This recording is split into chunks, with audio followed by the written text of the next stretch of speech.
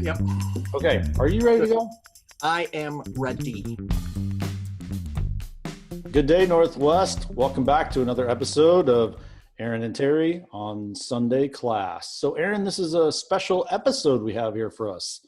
Doing an extra features thing.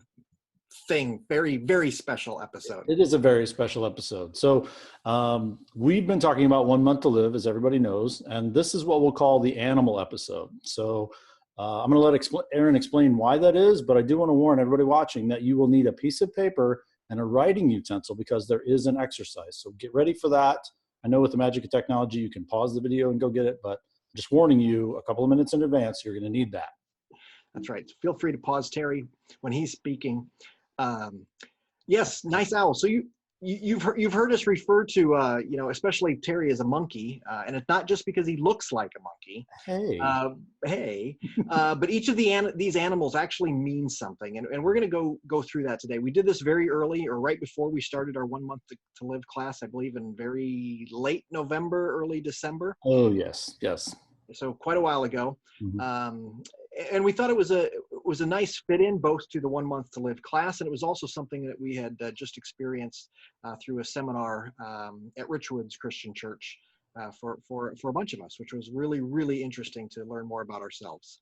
It was great. And as we talked about the 4 different animals we're going to talk about, the bears, the owls, the monkey, and the deer, we actually had participants from each of those animal categories in this training. So with this slide, it's like, who are you? Yeah, exactly. Who are you? That's funny. Yeah, that's funny. Yeah, I made that up. Good job. Great joke. So we're going to talk about part of the reason we're talking about this. I found a Patrick Lencioni quote that I think really is appropriate for why we even started talking about this and a little bit of how it ties into the book. We don't understand ourselves as deeply as we could. We are tricked by our own veneer. I love that. I'm speaking from experience. It took me years to break through my own insecurities and get to the place where I could self-diagnose. The more I worked to become a better leader, the more problem areas arose. The more time I spent with my performance coach, the more I saw patterns that I needed some work. So Lencioni says that we are often tricked by our own veneer. And so how do we get past that? As we spend time figuring ourselves out. That's with others, that's in self-reflection, that's obviously in prayer and looking through God's word, the mirror that we need. And so part of that, we figure out what animal we are and how to deal with it. That's right. It's just another kind of personality test, but it really helps us to understand ourselves a little bit more. And we thought it tied really well into the 1 month to live book. Exactly. So we are now at the point where you need your pencil, your writing utensil, and your piece of paper. Yes. So, ready to draw. Ready to draw. Is everybody ready? I've got my crayons. Okay, excellent. I knew you would. So we're going to start by drawing a grid. Take your piece of paper, your writing utensil, and draw these crosshairs. Well done.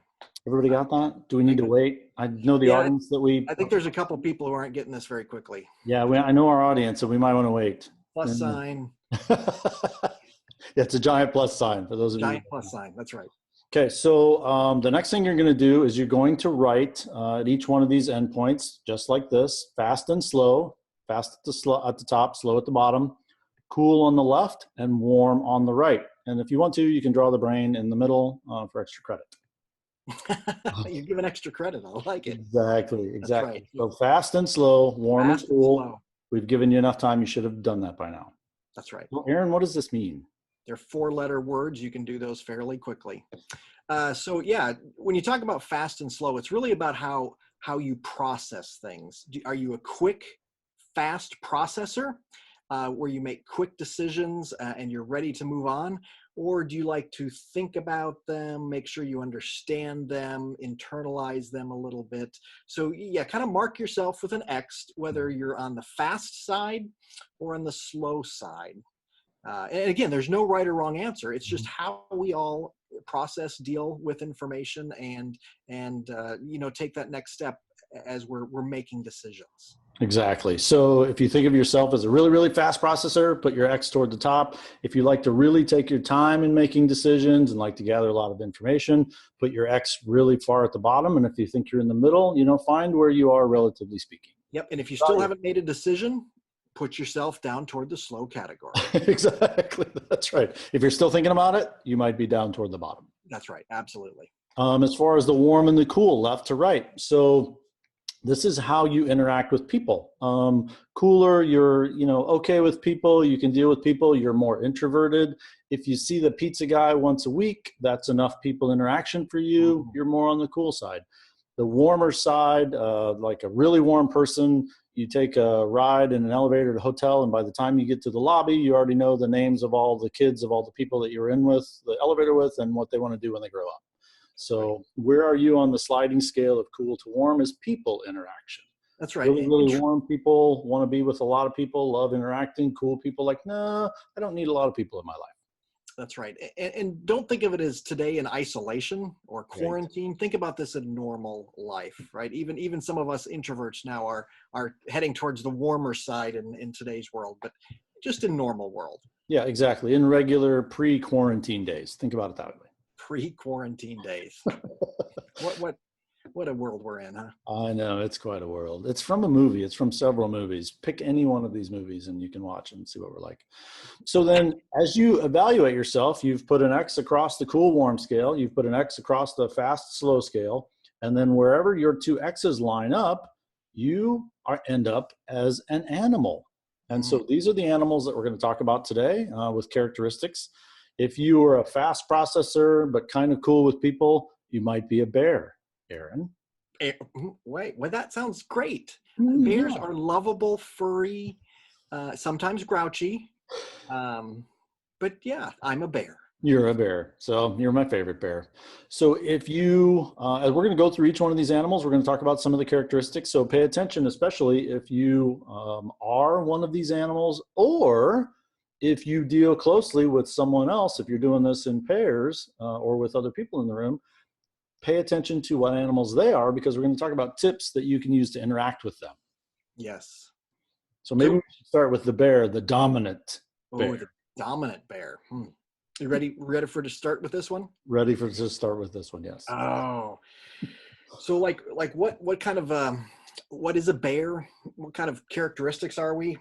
We are very we can be outgoing and very task oriented. Maybe extremely task oriented. Agreed. You need something done, probably it's a good idea to give it to a bear. We like accomplishment. And unfortunately, sometimes we may run over people in our ability to get things done. We're just not meaning to, but somebody gave us a job to do, and we've got to get it done. Yeah, there's a task. Let's get going. Why are we waiting? Why are we talking about it? Let's get it done. That's right. We love tasks and we love getting them done.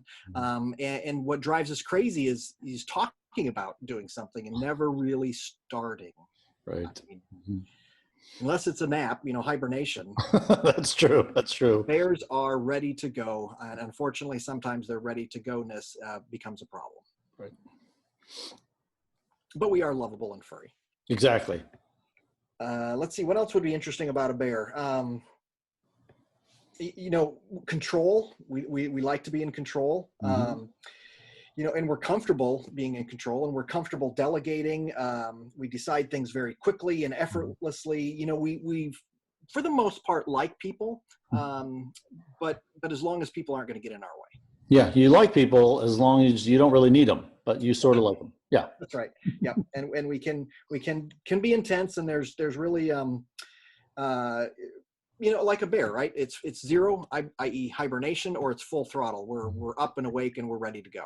Right. Yeah. They're very dominant, right? Very direct. They don't mind conflict. That's okay. We're here to get something done. And it's really not a personality thing. It's not really personal against you, but we're here to get stuff done. So let's get stuff done.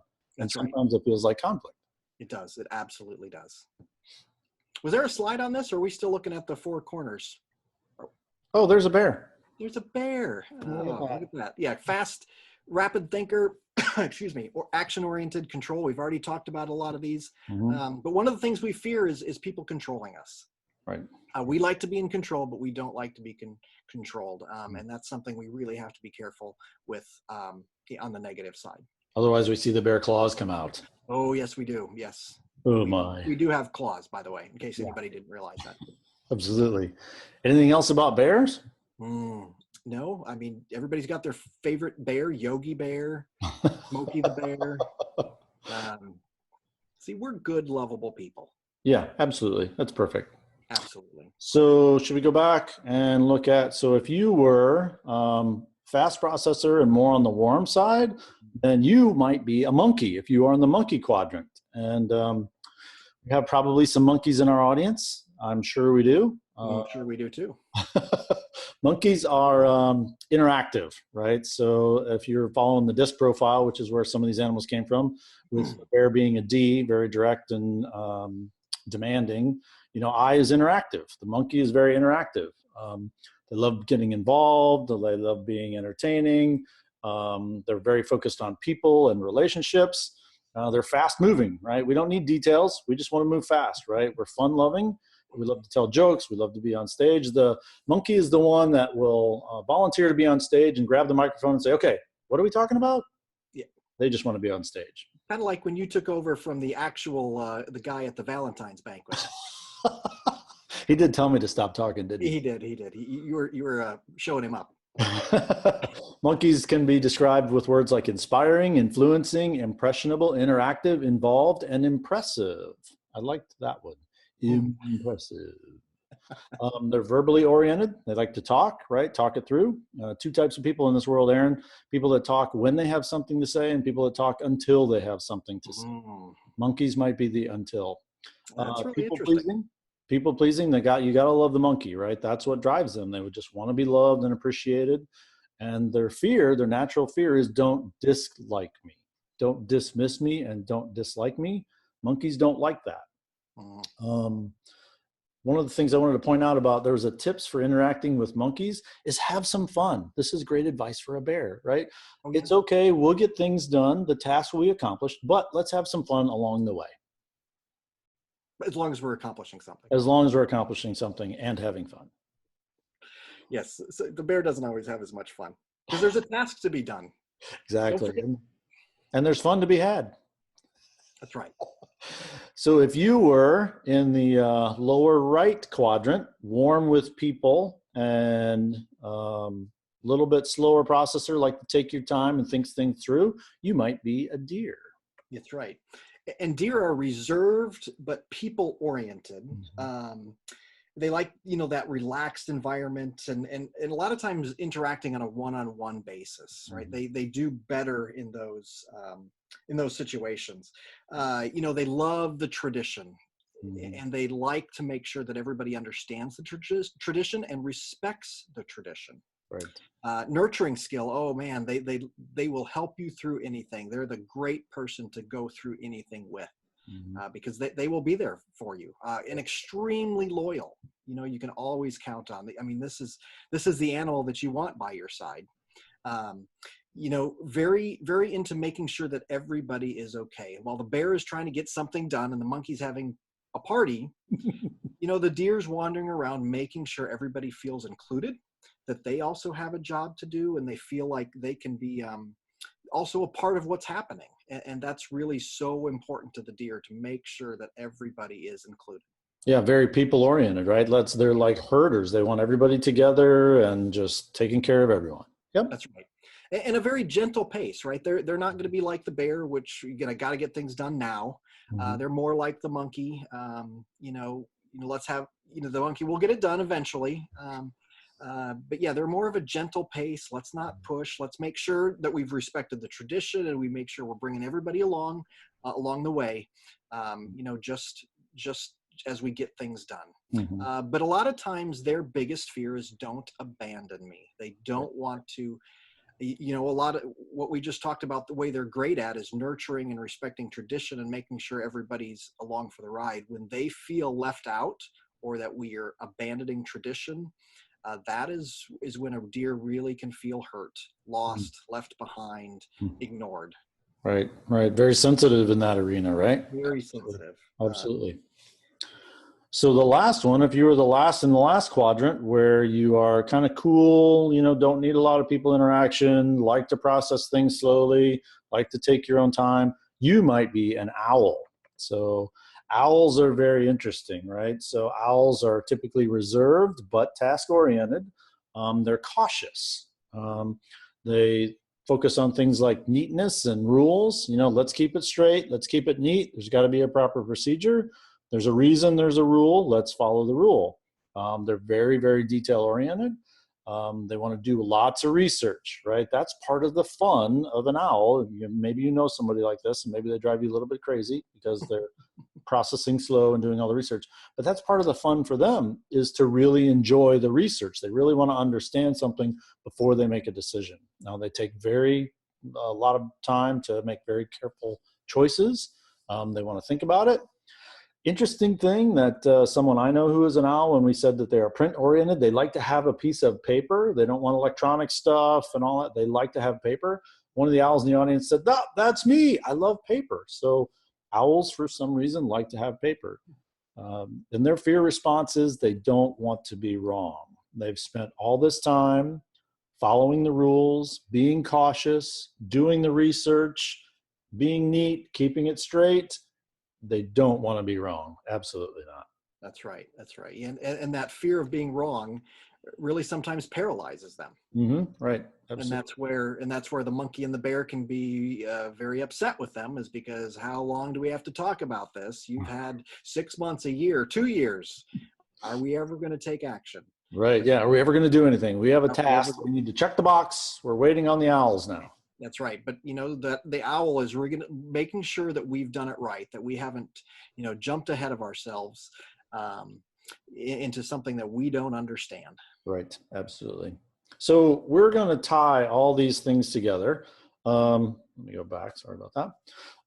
So these animals, part of the reason that it's a little bit fun, right? So you tie an animal to a personality. And so we figure out where we fit. Hopefully you've got a little better idea about yourself. But how does knowing about the animal inside of you help with our church life? And that's a great question. And really, what's interesting about it is, it's the church, not the building, but the people. And that's what is so important for us to remember. And really, it's how we interact with each other. We have to understand ourselves, but we also have to interact with everyone to make, church what it is. Right. And one of the things we spent time looking at was, what is the purpose of church? And we really came up with these four. Most things fell into these four categories of evangelism, service, edification, and education. Mm-hmm. Right. So what is the purpose of church? It fell into these four categories. And then we're going to define on the next slide what these are, just so we're kind of have an understanding. Evangelism is the spreading of the gospel by preaching or personal witness. It's us reaching out to people and making sure that they know what the Christian gospel is really about. Right. No, you go. Oh, me go. Okay.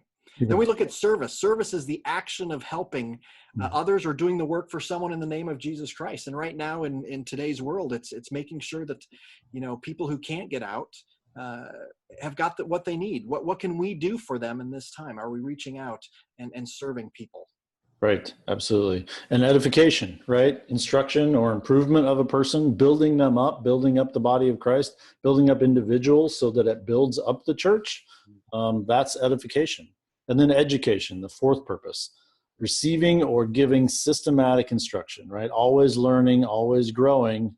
Education falls into that. And so these four purposes, a lot of the things that you think about that we do as part of the church, like Aaron said, not the building, the people, the body, falls into one of these four categories. Yeah. And we also noticed that when we started drawing circles, what is in the world of evangelism or what is in the world of education, all of a sudden there seemed to be some overlap. Mm-hmm. You probably can't do evangelism without doing some sort of education. And you probably can't do edification, building somebody up a lot of times, without actually serving them. So all of a sudden you see these circles that we've put everything in start to overlap. Mm-hmm. Exactly. And really, yes, there can be times that you focus in one of these circles, but a lot of times when we're acting as the church, as the people of the church, we're actually acting in more than one of these areas. Absolutely. And then what's really interesting is when we tie each of these purposes to one of those animals, to one of those personalities.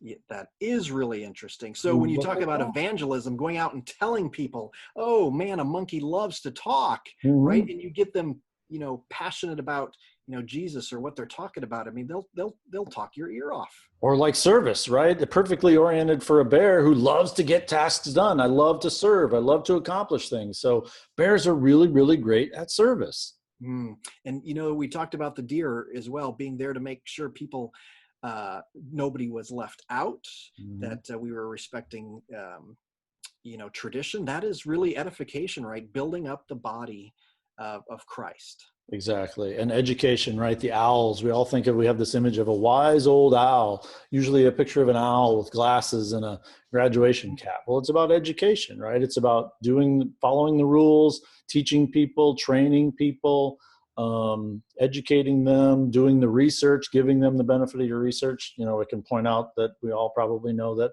Ryan is an owl, right? He Mm-hmm. loves to learn and he loves to teach. And so education falls easily in the personality of an owl. That's right. I knew Ryan was an owl right from the start because he's a hoot.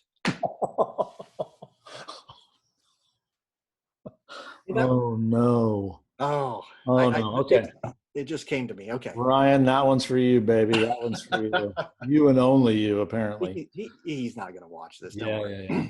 Okay, so what is all this? The animals are great. This is all wonderful. Now we know a little bit about ourselves, and people can grab us, obviously, or make comments in the comments below to talk about these animals. But what does this have to do with the book that we're on?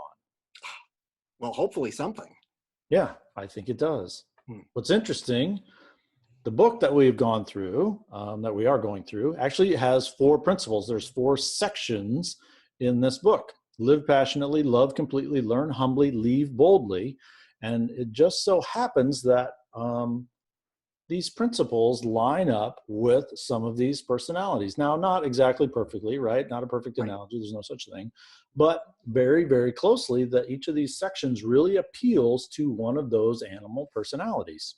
It really was amazing as we hadn't even noticed, I guess, the book's sectioned out this way until we were already working through some of the animal stuff. And I know you were like, wait, Aaron, did you see this? This is awesome.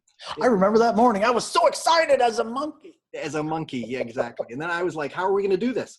No, but it is amazing how, just as we've led up to this class, and I know you've been preparing for this book for quite some time, it's a lot of things came together to kind of overlap and really provide what we thought a very interesting lesson and some fun as we talk about some animals. Right, exactly. So we've tried to tie in this little quick session here how the animals tie into the sections of the book, tie into the purpose of the church, tie into our own personalities. So hopefully something has come of this for you. And, I think that for me, realizing I was a monkey really has made a difference in my life. And hopefully if you do any research about this stuff and really dig into knowing who you are, like Lencioni said, getting through that veneer, then it can only benefit you and the people around you. Notice how there's a monkey in the front, in the foreground, and in the background, there's the monkey who's kind of a bear going, what's this guy doing? Yeah, exactly. There's too many monkeys on the screen. I'm not sure. Anytime there's a camera around, this guy. That is such a great family picture. That's awesome. That's awesome. Unbelievable. So. No, this was fun. I'm glad we've done this again, and I hope some of the folks who have joined us, late part of the class that weren't there maybe that week or so in November, December, whenever we did this, or for anybody else who's watching can see the tie-in, because I think this is really helpful as we continue to go through the last part of 1 Month to Live. Exactly. So yeah, now plus everybody's in on the joke. That's right. So you got to let us know what you are. Yeah, absolutely. We got to talk about it. Realize what you are and the people around you, and it will help you interact. Yes. Guaranteed. Absolutely. Guaranteed. As always, great time. Thank you very much. Hey, it's a pleasure, Terry the monkey. See you, Aaron the bear. See you next time. Bye-bye.